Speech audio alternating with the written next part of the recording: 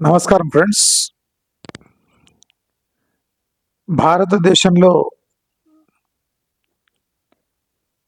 ప్రస్తుత social media ప్రభావం వల్ల తమ జీవితానికి ఏమాత్రం సంబంధం లేని విషయాలు చాలా సీరియస్గా పట్టించుకొని తమ జీవితాలను మలుపు తిప్పుతున్న విషయాల నుంచి దూరం జరిగి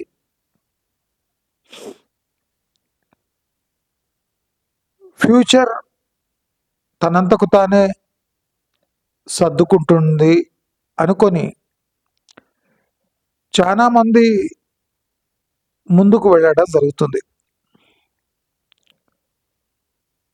మనం మన రాష్ట్రం తెలంగాణలో చూస్తే అసలు నేను నా వీడియోలో చెప్పే పరిస్థితులు మీకు మచ్చుకైనా కనిపించకపోతుండొచ్చు. నాకు కూడా అలాగే అనిపిస్తుంది. సామాన్య ప్రజానికానికి మనం అబ్జర్వ్ చేస్తే అసలు చీమ కూడా కుట్టనట్టు వాళ్ళ వ్యవహార శైలి. అసలు పైన కనిపిస్తున్న సమాజం వాళ్ళ వ్యవహార శైలి ఏండ్ల కొద్దీ అలాగే కొనసాగుతూ ఉంటే ఎవరైనా మన సమాజానికి ఏమైంది, ఏం కాలేదు, బాగానే ఉంది కదా, ఈ అనవసరమైన తొందరపాటు ఎందుకు, ఈ నెగటివ్ పర్స్పెక్టివ్ ఎందుకు, అంతా బాగానే ఉంది కదా. కానీ మనం సమాజంలో బయట జరుగుతున్న పరిణామాలను కొద్దిగా విశ్లేషించి విడదీసి దేనికది అంటే ఒక ఇండివిజువల్ యూనిట్గా తీసుకొని అబ్జర్వ్ చేస్తే సమాజం మలుపులు తిరుగుతుంది. పడిపోతలేదు, మలుపులు తిరుగుతుంది. ఈ మలుపులు తిరగడానికి కారణమేమి? ఈ కూలకుండా మలుపులు తిరగడమేమి? దానికి కారణం సమాజంలో ఉన్న ప్రజలు. ప్రజల్లో మొండి ధైర్యం ఎప్పటి వరకు ఉంటుందో అప్పటి వరకు రాష్ట్రంలో జరుగుతున్న పరిణామాలపై ఎవరికి మచ్చుకైనా అనుమానం రాదు. హైదరాబాదులో కూడా రేషన్ బియ్యం కోసం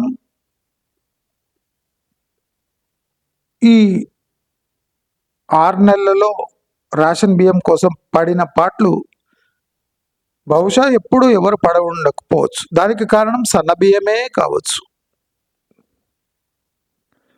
దానికి కారణం సన్న బియ్యమే కావచ్చు.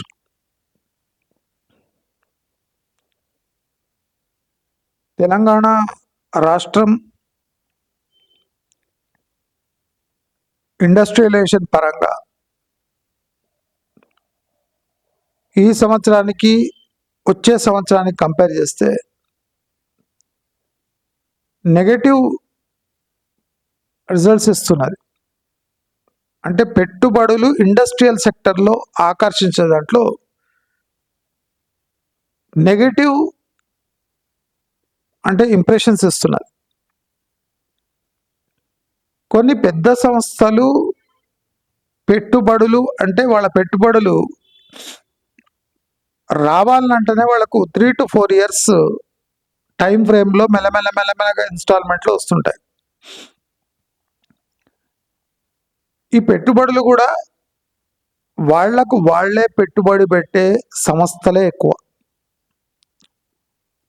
అంటే ప్రభుత్వ సహాయం ఎక్కువ తీసుకోకుండా వాళ్ళ బిజినెస్ పరంగా వాళ్లకు నచ్చితే కానీ ఇన్వెస్ట్మెంట్ పెట్టేవాళ్ళు.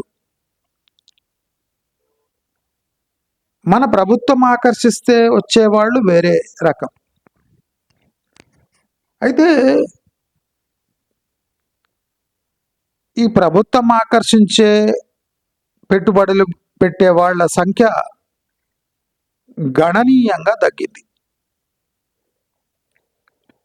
మనము ప్రతి ఒక్క సేల్స్ ఫిగర్స్ మనం అబ్జర్వ్ చేస్తే సొసైటీలో వస్తున్న తీవ్రమైన మార్పులకు ఇది అద్దం పడుతుంది. ఈ దసరా ఫెస్టివల్కి 1000 కోట్ల సేల్స్ కావడానికి దాదాపు 9-10 రోజులు పట్టింది. 1000 కోట్ల లిక్కర్ సేల్స్, 1000 కోట్ల మద్యం సేల్స్ కావడానికి 9 నుంచి 10 రోజులు పట్టింది. ఇదే గత సంవత్సరము 4 రోజుల్లో 1000 కోట్లు దాటేసింది.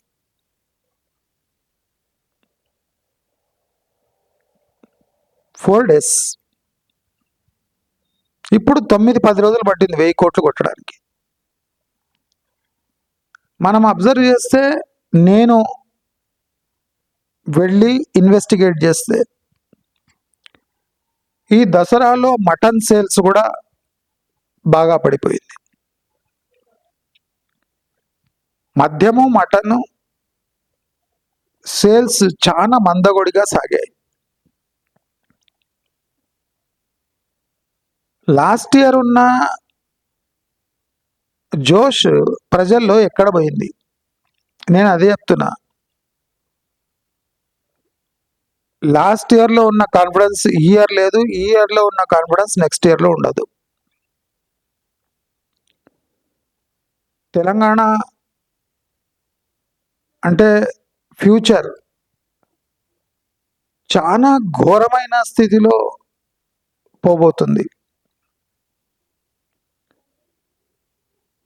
పెట్టుబడుల్లో వచ్చిన పెట్టుబడులు, ఆగిపోయిన పెట్టుబడులు, రాబోతున్న పెట్టుబడులు అన్నీ ఆచితూచి వ్యవహరిస్తున్నాయి. మనం తెలంగాణ కాకుండా భారతదేశపు రాజకీయ ముఖ చిత్రం చూస్తుంటే రాహుల్ గాంధీ ప్రధానమంత్రి కావాలని చాలా మంది కోరుకుంటున్నారట. మరి ఈ ప్రధానమంత్రి భారతదేశాన్ని విదేశాలకు పోయి కించపరిస్తే మరి ఆయన ప్రధానమంత్రిగా ఎలా ఎన్నికవుతాడో నాకైతే అర్థమవుతలేదు. కాంగ్రెస్ పార్టీ అధికారంలో ఉన్న లేదా భాగస్వామ్య పార్టీలలో తో పాటు వాళ్ళు అధికారంలో ఉన్న 2-3 స్టేట్స్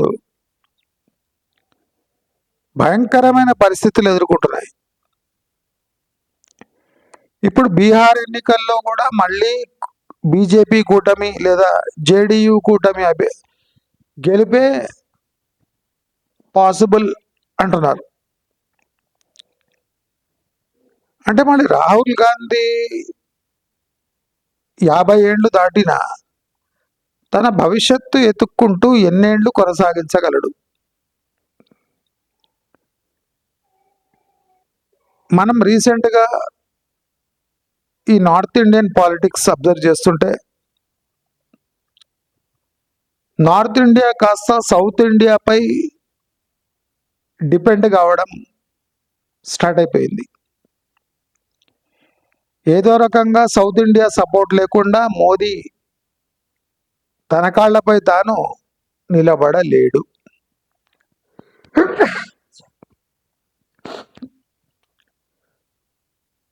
నరేంద్ర మోదీ దిగిపోవాలి అనే టాపిక్ వచ్చే వరకు మళ్ళీ ఈ బార్డర్పై వివాదాలు, ఈ మోదీ మీసాలు మెలివేసే సందర్భాలు మళ్ళీ కావాలనే తెరపైకి వస్తున్నాయి. అంటే మోదీ ఏజ్ అయిపోయింది, ఆయన రిటైర్ కావాలి అన్న క్షణాల్లోనే ఇలాంటి తీవ్రమైన పదజాలతో పాకిస్తాన్పై, బంగ్లాదేశ్పై, చైనాపై విరుచుకుపడడం మళ్ళీ స్టార్ట్ అయిపోయింది. అంటే రాహుల్ గాంధీ బయటి దేశాలకు పోయి బీజేపీని విమర్శిస్తూ భారతదేశపు సిస్టమ్ని విమర్శించుకుంటూ కూర్చుంటే కాంగ్రెస్ పార్టీ ఎన్నటికీ పవర్లో రాలేదు. ఇది చాలా కీలకం. ఇప్పుడు మోదీ రిటైర్ అయిపోవాలి,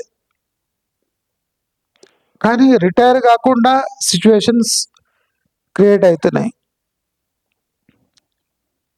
అంటే మళ్ళీ మోదీ వస్తే కాంగ్రెస్ ఒక 2 రాష్ట్రాల్లో ఉన్న కాంగ్రెస్ పార్టీ మటుమాయమయ్యే ఛాన్సెస్ ఉన్నాయి. దాంట్లో తెలంగాణ ఒకటి. అయితే తెలంగాణ ఎన్నుకున్న పార్టీలు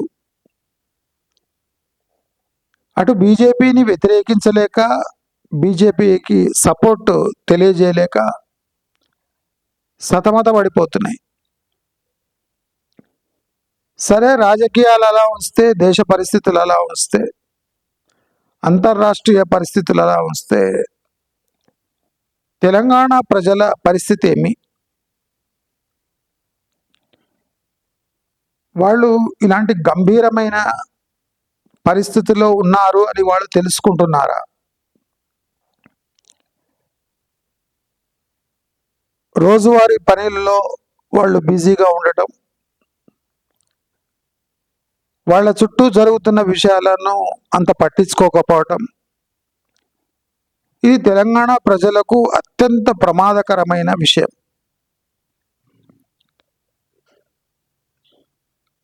తెలంగాణ ప్రజలు ఇష్టపడుతున్న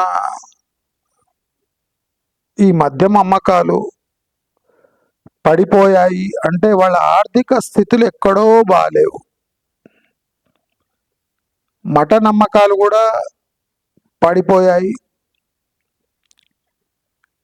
నేను చేసిన రీసెర్చ్లో ఈ దసరాకు బోటీ అమ్మకాలే ఎక్కువ జరిగాయి. బోటీ అమ్మకాలు ఎక్కువ జరిగాయి అంటే ఒరిజినల్ మటన్ అమ్మకాలు, బోటీ అమ్మకాలు రెండు, అంటే బోటీ అమ్మకాలే మటన్ అమ్మకాల కన్నా జోరందుకున్నాయి. ఎక్కడో తేడా కొడుతుంది, ఎక్కడో తేడా కొడుతుంది. చాలా మంది ఊళ్ళకు పోవటం విరమించుకున్నారు.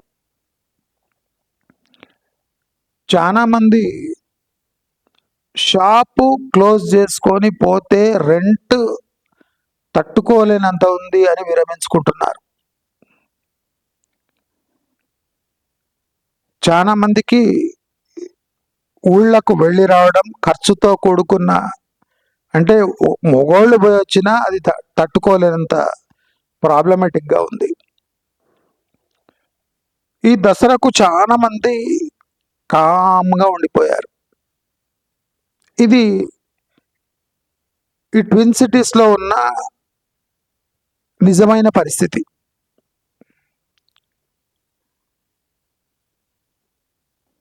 ఆంధ్ర వాళ్ళ భవితమ్యం ఇప్పుడు హైదరాబాదులో ఇంకా పెరగొచ్చు. అంటే అమరావతికి పోలేని పరిస్థితులు. ఇతర జిల్లాలలో ఉద్యోగాలు లేమి. దీనివల్ల ఆంధ్ర ప్రజలు వచ్చే 15-20 సంవత్సరాల వరకు హైదరాబాద్ని వీడటం అంత మంచిది కాదు అనుకుంటున్నారు. అంటే దీని అర్థం ఏమంటే అమరావతికి ఇంకా 15-20 ఇయర్స్ టైం ఉంది అని అర్థం. ఈ ఆంధ్ర ప్రజలు అమరావతిపై ఎప్పుడు ఆకర్షింపబడరు. అంతవరకు హైదరాబాదులో ఆంధ్ర వాళ్ళ భవితవ్యం సురక్షితంగా ఉంది అని అర్థం. హైదరాబాదులో జరుగుతున్న రాజకీయ పరిణామాలు జిగుత్సాకరంగా ఉన్న బీఆర్ఎస్ పై చర్యలు శూన్యమని కనిపిస్తున్నా, కాంగ్రెస్ పార్టీ తన హామీలను నిలబెట్టుకోకపోయినా తెలంగాణలో రాజకీయ అనిశ్చితి అనేది ఇంకో 10 ఏళ్ళు కొనసాగవచ్చు అని సమాచారం అందుతుంది. అంటే కొనసాగుతున్న రాజకీయ పరిణామాలకు ఒక 2-3 రెట్లు ఇంకా తీవ్రమైన పరిణామాలు జరగవచ్చు అనిపిస్తుంది. పెట్టుబడులు ఆగిపోవటం, ఇప్పుడు భారతదేశం మళ్ళీ చైనా దిక్కు చూడటం. చూడండి, నేను ఎప్పటి నుంచి చెప్తున్నా, చైనా ఆర్థిక వ్యవస్థ ఇండియన్ ఆర్థిక వ్యవస్థతో ఎప్పుడో ముడిపడిపోయింది.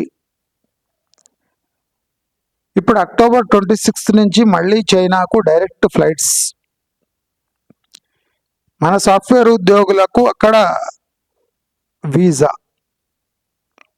On arrival, visa to stay, visa to search for jobs. అంటే చైనా తన పంతా మొత్తం మార్చుకొని భారతీయ సంతతికి చెందిన వాళ్లకు ఎంప్లాయ్మెంట్తో పాటు టూరిజంతో పాటు వాళ్ళ గూడ్స్ ఎక్స్పోర్ట్ చేసే అన్ని అవకాశాలు ఉన్నాయి.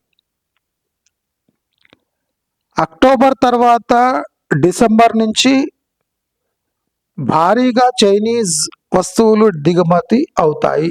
అంటే మేడ్ ఇన్ ఇండియాకి పెద్ద దెబ్బ.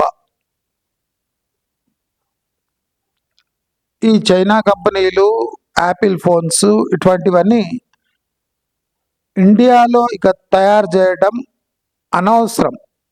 ఎందుకంటే చైనా మళ్ళీ ఇండియాకు ఇవన్నీ సప్లై చేయడానికి రెడీగా అయిపోయింది. అంటే కథ మళ్ళీ మొదటికి వచ్చింది. మొన్నటి వరకు చైనా అంటే ద్వేషంతో రగిలిపోతున్న భారతదేశం డొనాల్డ్ ట్రంప్ చెప్పు దెబ్బతో ఇప్పుడు చైనా వైపు చూస్తుంది.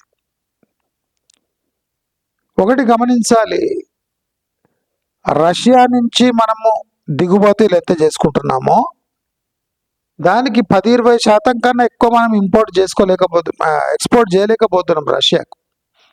ఎందుకంటే రష్యాలో పాపులేషన్ తక్కువ, వాళ్ళ హ్యాబిట్స్, వాళ్ళ ఫుడ్ కానివ్వండి, వాళ్ళ లైఫ్ స్టైల్ వేరు కనుక మనం ఎక్కువ క్యాటర్ చేయలేకపోతున్నాం. బట్ చైనాకు మనకు సాంస్కృతికంగా కొన్ని కామన్ ఫ్యాక్టర్స్ ఉన్నాయి కనుక చైనా మళ్ళీ విజృంభించి ఇండియాకు ఎక్స్పోర్ట్ చేసే ఛాన్సెస్ ఎక్కువ ఉన్నాయి. అంటే cell phones, electronic items, plastic items, electrical items ఇవన్నీ మళ్ళీ చీప్ కాబోతున్నాయి.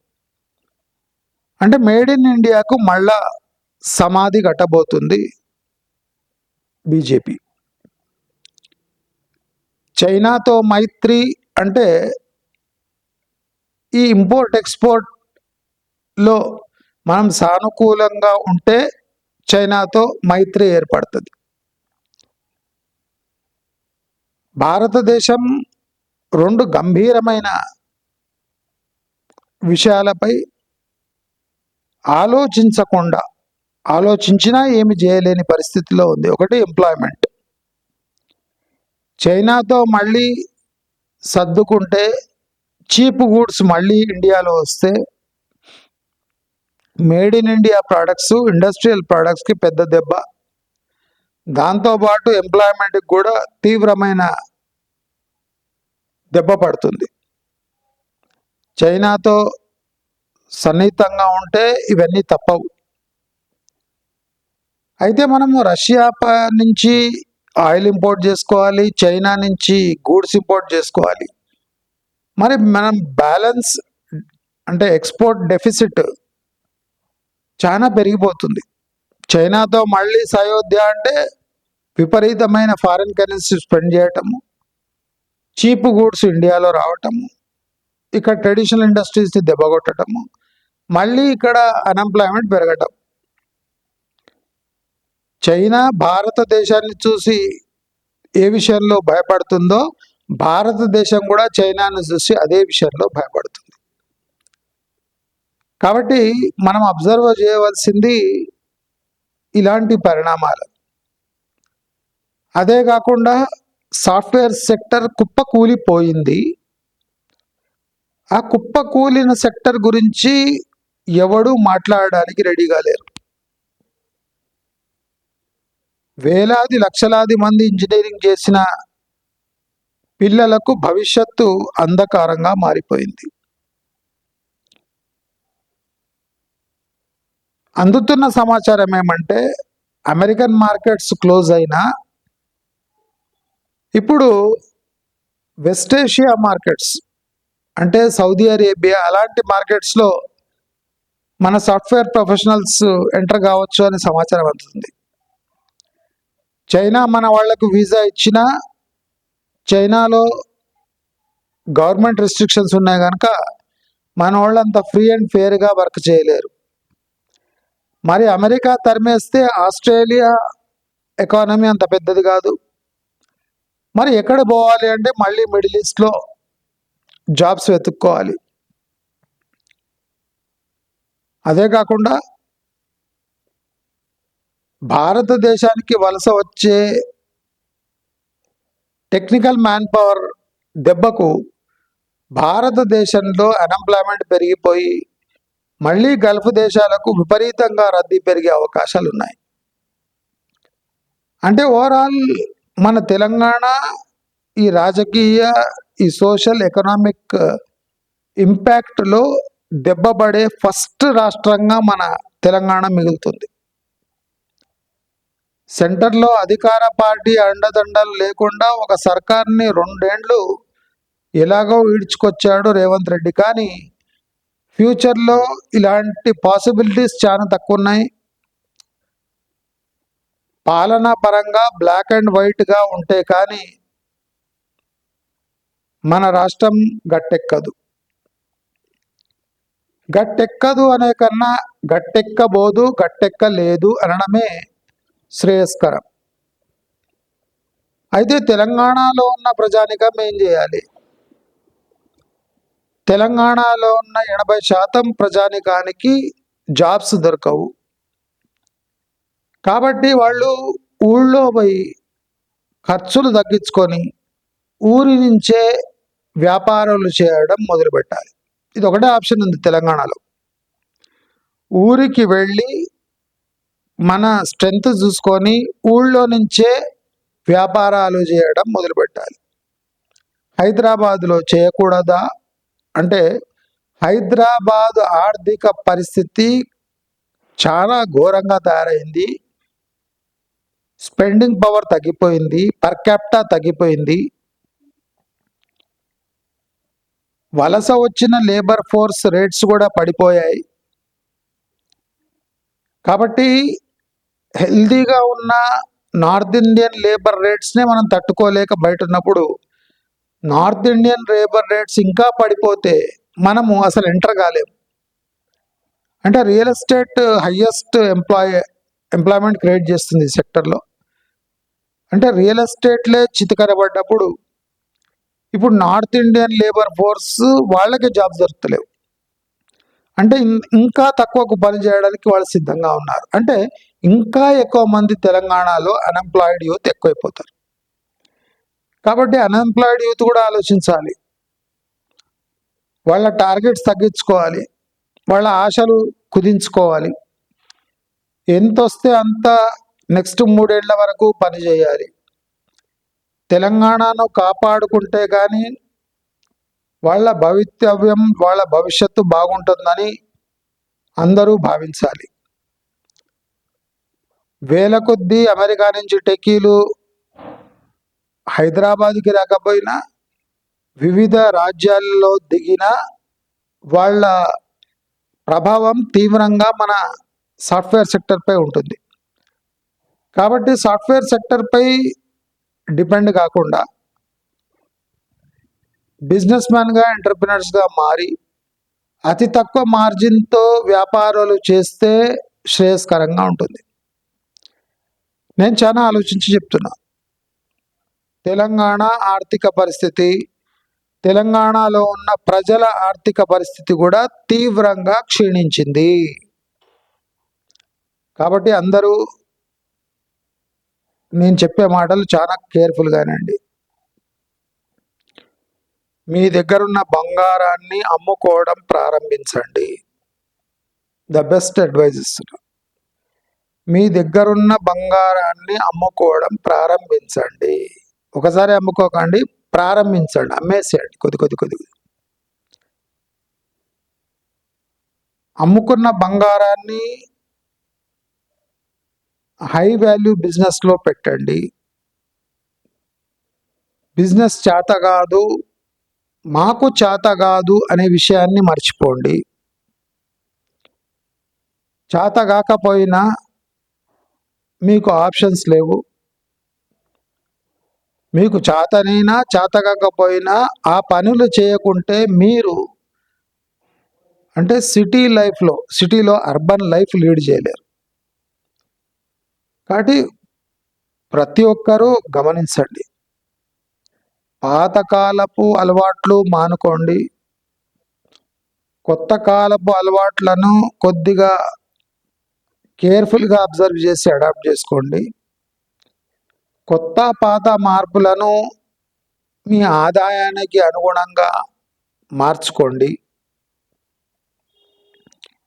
అందరూ మార్జిన్ ఉన్న వ్యాపారమే కాకుండా వాల్యూమ్ ఉన్న వ్యాపారాన్ని ఎంచుకోండి.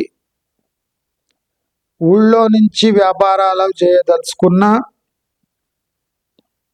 అక్కడున్న స్ట్రెంగ్త్ని పెంచుకోండి. అర్బన్ డిమాండ్ని గెస్ చేసుకోండి. అంటే రాబోయే రోజులు తెలంగాణలో ఉన్న ప్రజానికాన్ని ఆధునికతను వీడి మళ్ళీ పాత తరహా, పాత పంథాలో మనము జీవించడం ప్రారంభం చేస్తే కానీ రాబోయే 3-4 ఏళ్ళు తెలంగాణ ప్రజలకు అతి దారుణంగా ఉండబోతున్నాయి. కాబట్టి రియల్ ఎస్టేట్లో ఇన్వెస్ట్ చేయటం, లాంగ్ టర్మ్ ఫిక్స్డ్ డిపాజిట్లో ఇన్వెస్ట్ చేయటం, గోల్డ్లో ఇన్వెస్ట్ చేయటం, ఇలాంటివన్నీ మానుకోండి. షార్ట్ టర్మ్ డిపాజిట్స్ ప్లస్ బిజినెస్లో ప్లస్ అంటే హై రిస్క్ ట్రేడ్స్లో అంటే మీకు ఆప్షన్ లేదు. తెలంగాణలో డీసెంట్ సర్వైవల్ కావాలంటే ఇలాంటి చర్యలు తీసుకోక తప్పదు. నాకు చేతనైతే లేదు ఆల్టర్నేట్స్ చాలా తగ్గిపోయినాయి తెలంగాణలో ఇప్పుడు. అంటే నాకు చేతనైతే లేదు, వేరే ఆప్షన్స్ ఇస్తారంటే ఆప్షన్స్ అంటే రాను చాలా క్షీణిస్తున్నాయి. ధైర్యం చేసి మార్కెట్ని రీడ్ చేసి బిజినెస్లో ఎంటర్ అయ్యే పరిస్థితులు ఉన్నాయి. కాబట్టి అందరూ ఈ సిచ్యువేషన్ అంత సింపుల్గా తీసుకోకండి. రాబోయే రోజులు తెలంగాణకే కాకుండా ఆంధ్రాను ఇంకా క్షోభకు గురి చేయనున్నాయి. అంటే పాలక పార్టీ ఆంధ్రాలో ఊహిస్తున్నట్టు దాంట్లో 10% జరుగుతుంది. నేను లాస్ట్ వీడియోలో కూడా చెప్పిన, వాళ్ళు 100 అనుకుంటే 10 మాత్రమే ఆంధ్రప్రదేశ్లో జరుగుతుంది. ఆంధ్రప్రదేశ్ ఈ న్యాచురల్ కెలామిటీస్తో సతమతం అవుతూ పెట్టుబడి ఆకర్షించలేక, అంటే ఉచిత పథకాలు అమలు చేయలేక, భయంకరమైన స్థితిలో ఆంధ్ర సర్కార్లు కూడా వెళ్ళే టైం ఉంది. దానికి ఇంకా ఒక 1.5 ఇయర్ టైం ఉంది. కానీ తెలంగాణ సర్కార్కి గంట మోగింది. Over dependence on real estate ప్రమాదకరం. కాబట్టి ఇండస్ట్రియలైజేషన్ ఎంప్లాయ్మెంట్ కోసం ముఖ్యం. కాబట్టి ఒక సిటీని డెవలప్ చేస్తా, రోడ్లు వేస్తా, బ్రిడ్జ్లు కడతా అనేది అది చాలా దూరం విషయం. పెట్టుబడులకు సంబంధించిన విషయం, మీ పెట్టుబడులకు సంబంధించిన విషయం.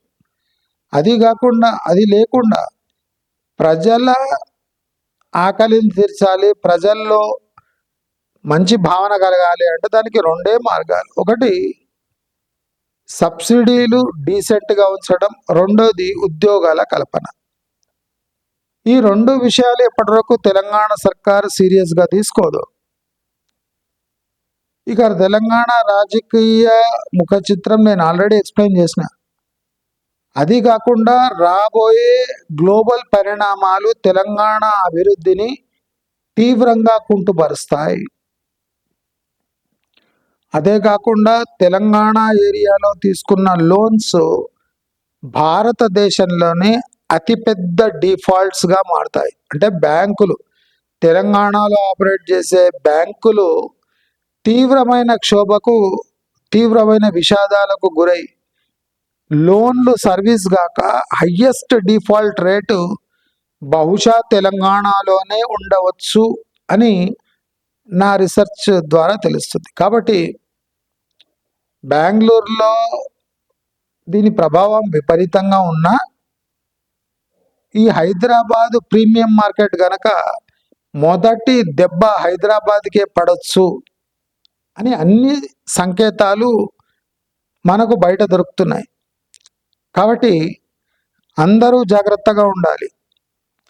సాఫ్ట్వేర్ కుదేలు కావటం వల్ల దానిపై డిపెండ్ ఉన్న దాదాపు ఒక 10 సెక్టర్స్ తీవ్రమైన ఒడిదుడుకులకు లోనై అవన్నీ దాదాపు అన్నీ లాస్లో వెళ్ళి క్రెడిట్ రికవరీ గాక సతమత అయ్యి చాలా బ్యాంక్ బ్రాంచెస్లో డెట్స్ విపరీతంగా పెరిగిపోయి క్రెడిట్ కార్డ్ డెట్ కాకుండా బ్రిడ్జ్ లోన్ డెట్స్ చాలా ఎక్కువైపోయి తెలంగాణ 10 ఏళ్ల వరకు తీవ్రమైన సర్కారు అప్పులు కాకుండా ప్రైవేట్ ఇండివిజువల్ అప్పులు కూడా చేరి తెలంగాణ కొంప ముంచనున్నాయి. దీనికి పరిష్కారం నేను చెప్పిన, మీ లైఫ్ స్టైల్ని కొద్దిగా సాదాసీదాగా చేసుకోండి, ఖర్చులు తగ్గించుకోండి, దుబారా తగ్గించుకోండి. ఆదాయం ప్రతి ఒక్క మనిషి ఏదో ఒక రకమైన ఆదాయం ఇంటికి తేవాలి, లేకపోతే రాబోయే 10 ఏండ్లు తెలంగాణ వాళ్ళు చూడని నరకాన్ని చూడబోతున్నారు అని హెచ్చరిస్తూ ఈ వీడియో చాలా ఇంపార్టెంట్, సీరియస్గా తీసుకోండి. నేను డీటెయిల్ వీడియోలు సెక్టర్ వైజ్గా వేస్తాను. సాఫ్ట్వేర్ సెక్టర్ అతి ప్రమాదకరమైన స్థితిలో వెళ్ళిపోయింది. కాబట్టి సాఫ్ట్వేర్ సెక్టర్లో ఉన్న వాళ్ళు, ఆ రిలేటెడ్ ఏరియాస్ క్యాటర్ చేస్తున్న వాళ్ళు కూడా అప్రమత్తమైపోయి తగు చర్యలు తీసుకుంటే కానీ వచ్చే 3-4 ఏళ్లలో తల ఎత్తుకునే స్థాయి కూడా మీకు ఉండదు అని తెలియజేసుకుంటూ నమస్కారం.